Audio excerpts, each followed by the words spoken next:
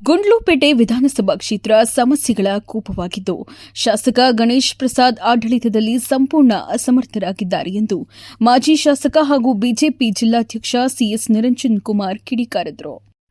ಪಟ್ಟಣದ ಪ್ರವಾಸಿ ಮಂದಿರದಲ್ಲಿ ಸುದ್ದಿಗೋಷ್ಠಿಯಲ್ಲಿ ಮಾತನಾಡಿದ ಅವರು, ತಾಲೂಕು ಕಚೇರಿಯಲ್ಲಿ ಜನಸಾಮಾನ್ಯರು ಅಲಿದಾಡುವ ಪರಿಸ್ಥಿತಿ ನಿರ್ಮಾಣವಾಗಿದ್ದು, ತಹಸೀಲ್ದಾರ್ ಸೇರಿದಂತೆ ಕಂದಾಯ ಅಧಿಕಾರಿಗಳು ಜನರಿಗೆ ಸಿಗುತ್ತಿಲ್ಲ ಎಂದು ಆರೋಪಿಸಿದರು. ತಾಲೂಕಿನಲ್ಲಿ ಆಂಬ್ಯುಲೆನ್ಸ್ ಮತ್ತು ವೈದ್ಯರ ಕೊರತೆ ತೀವ್ರವಾಗಿದ್ದು, ಬೇಗೂರು ಬಳಿ ಸಂಭವಿಸಿದ ಅಪಘಾತದಲ್ಲಿ ಸಮಯಕ್ಕೆ ಆಂಬ್ಯುಲೆನ್ಸ್ ಸಿಗದೆ 3 ಮೃತಪಟ್ಟಿರುವುದು ಆಡಳಿತ ವೈಫಲ್ಯದ ನಿದರ್ಶನ ಎಂದು ತಿಳಿಸಿದರು. ಅಪಘಾತದಲ್ಲಿ 3 ಜನ ತೀರೋದಂತ ಸನ್ನಿವೇಶದಲ್ಲಿ ಆಂಬುಲೆನ್ಸ್ಗೆ ಕರೆ ಮಾಡಿದಾಗ ಆಂಬುಲೆನ್ಸ್ ಬಂದಿದ್ರೆ ಅದಕ್ಕೆ ಕನಿಷ್ಠ ಒಬ್ಬರಿಬ್ಬರು ಉಳಿಲಿಕ್ಕೆ ಅವಕಾಶ ಇತ್ತು ಅಂತ ಹೇಳಿ. ಹತ್ತರದ್ದೇ ಆಕ್ಸಿಡೆಂಟ್ಗಳು ನಮ್ದು ಹೈವೇ ರೋಡ್ ಆದ್ರಿಂದ Bengaluru to Ooty highway road ಇರ್ತದೆ. ಜೊತೆಗೆ ಕೇರಳಕ್ಕೂ ಲಿಂಕ್ ಕಲ್ಪಿಸುವಂತ ರಸ್ತೆ, 3 ರಾಜ್ಯಗಳು ಕೊಡುವಂತ ಒಂದು ಸ್ಥಳ ನಮ್ಮದು ಗುಂಡ್ಲುಪೇಟೆ. ಅದೇ ಹೈ ಜಂಕ್ಷನ್ ಇರುವಂತ ಒಂದು ಏರಿಯಾದಲ್ಲಿ ನಾವೆಲ್ಲ ಇದ್ವಿ. ಅಂದ್ರೆ 3 ರಾಜ್ಯದವರು ಇಲ್ಲಿ ಟ್ರಾವೆಲ್ ಮಾಡುವಂಥದ್ದು.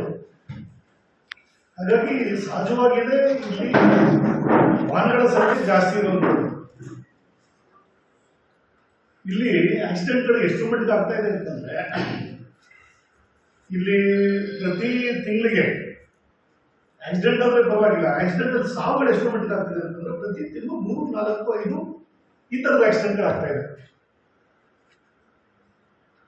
ಆಕ್ಸಿಡೆಂಟ್ ಆದಂತ ಸನ್ನಿವೇಶದಲ್ಲಿ ಅವರಿಗೆ ತುರ್ತು ಚಿಕಿತ್ಸೆ ಕೊಡ್ಲಿಕ್ಕೆ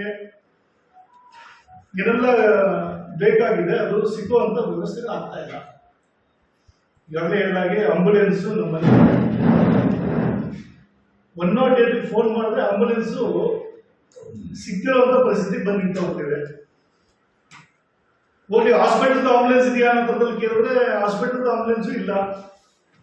ಬೇಗೂರಲ್ಲಿ ಅಲ್ಲಿ ತುರ್ತು ಚಿಕಿತ್ಸೆ ಅಂತೇಳಿ ಅಲ್ಲಿ ಒಂದು ಘಟಕವನ್ನೇ ಪ್ರಾರಂಭ ಮಾಡುವಂಥದ್ದು, ತುರ್ತು ಘಟಕ ಅಂತೇಳಿ.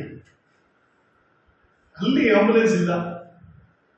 ಹೋಗಿ ನಮ್ಮ ತಾಲೂಕು ಹೆಡ್ ಕ್ವಾರ್ಟರ್ ಆದಂತ ಗುಂಡ್ಲುಪೇಟೆ ಹಾಸ್ಪಿಟಲ್ ಅಲ್ಲಿ ಏನಾದ್ರು ಆಂಬುಲೆನ್ಸ್ ಇದೆಯಾ ಅಂತ ನೋಡಿದ್ರೆ ಅಲ್ಲ, ಆಂಬುಲೆನ್ಸ್ ಇಲ್ಲ. ಕೆಟ್ಟಿತ್ತು, ಬಹಳ ದಿನ ಹೋಯ್ತದೆ.